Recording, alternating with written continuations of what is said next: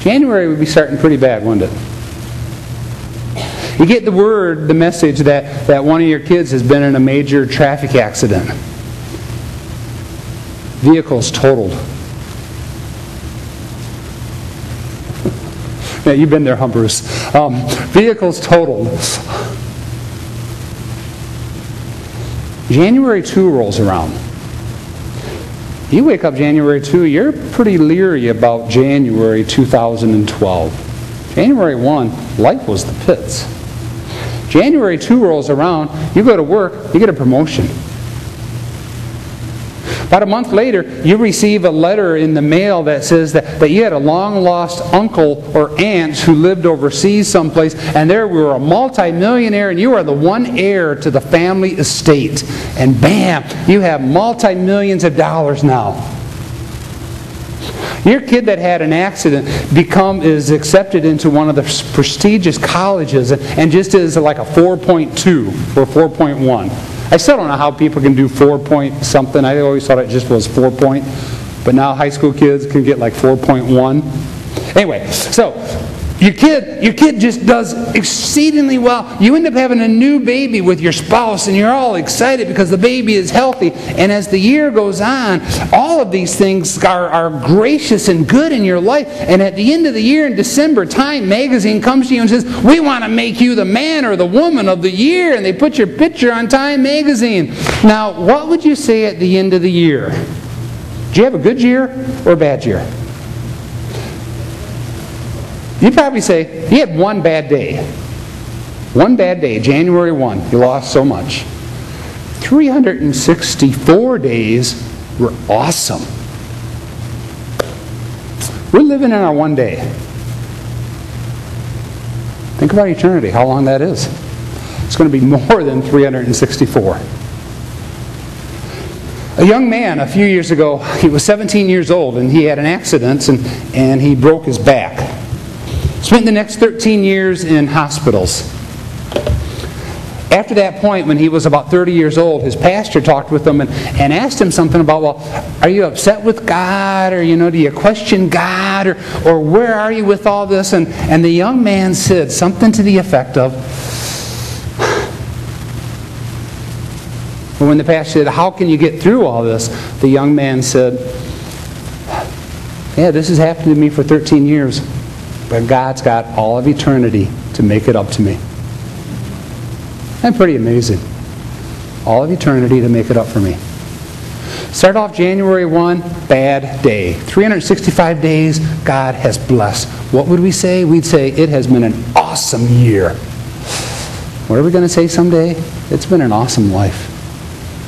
Even with the struggles and the suffering that we've had. Think about, I know I shared a couple weeks ago the 8-year-old boy who drowned. One of the base individuals, a friend of mine, Glenn Witt. And we had his funeral, the 8-year-old funeral, 2 weeks ago. Church was packed. Church was packed. About 125, 150 Air Guard people were there. And the gospel was preached. What do I mean by that? The way to eternal life was freely offered to people to give their life to Jesus Christ for eternity. I talked to Glenn just the other day. He's in a lot of pain. I encourage you to be in prayer for him. In a lot of pain yet, and which is understandable.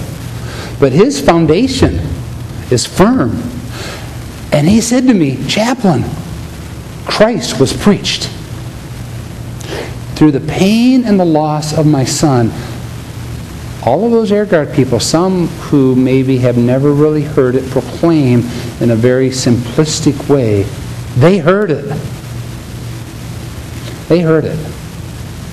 Our present suffering pales in light of eternity. The last idea is that the fact that we decide to turn bitter or to turn to God.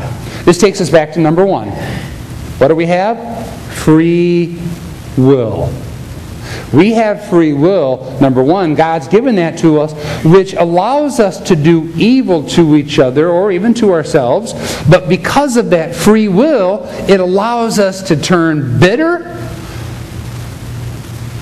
or to turn towards God?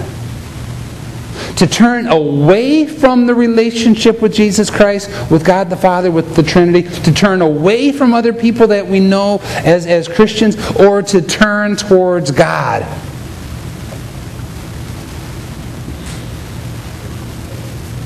You know, we hear of too many people that die from drunk driving. Some people turn away from God. There was the one lady, I don't know her name, but she didn't turn bitter, but she turned her cause into MAD, Mothers Against Drunk Driving. Take something that is so bad and move it into something which is good.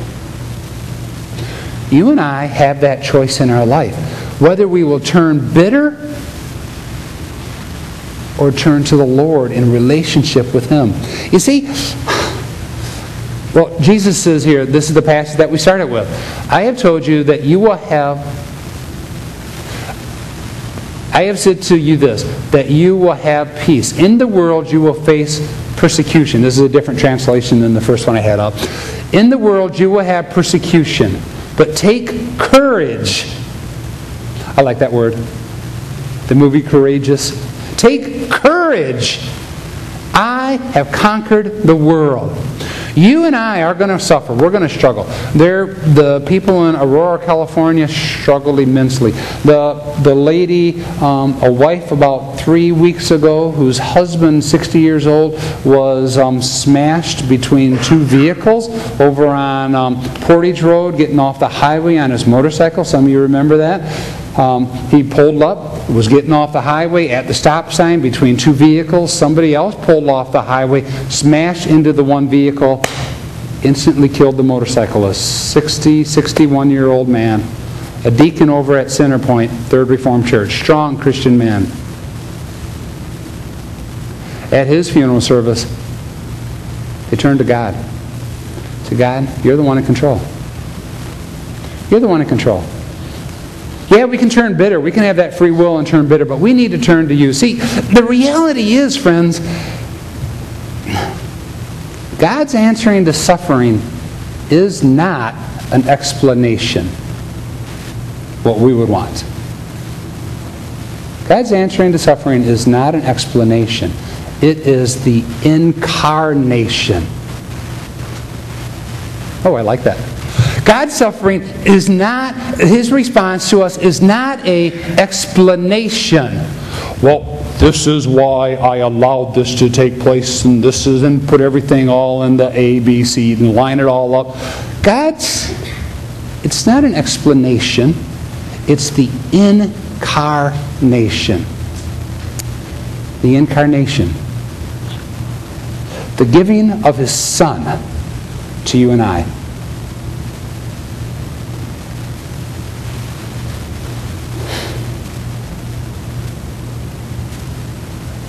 It was wonderful. We had some great songs. I love the songs this morning, especially Be Thou My Vision, one of my favorite hymns. Jeff had an awesome prayer about the Lord. You have blessed us today. And I thought, man, I'm going to come in here and I'm going to do a downer of a sermon, a downer of a teaching, talk about suffering and pain.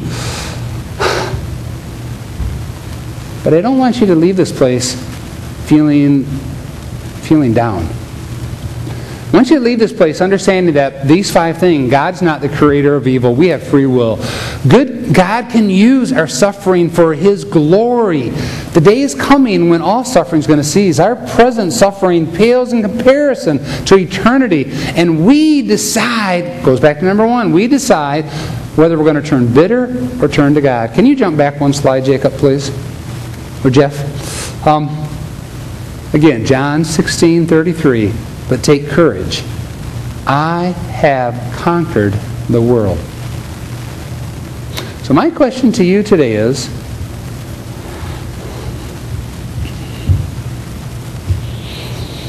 if you know who Jesus Christ is, and not just know up here, but if you have Jesus Christ living within your heart, you understand this verse. You understand what Jesus is saying here. Take courage. Suffering's going to come. But your foundation rests not in who you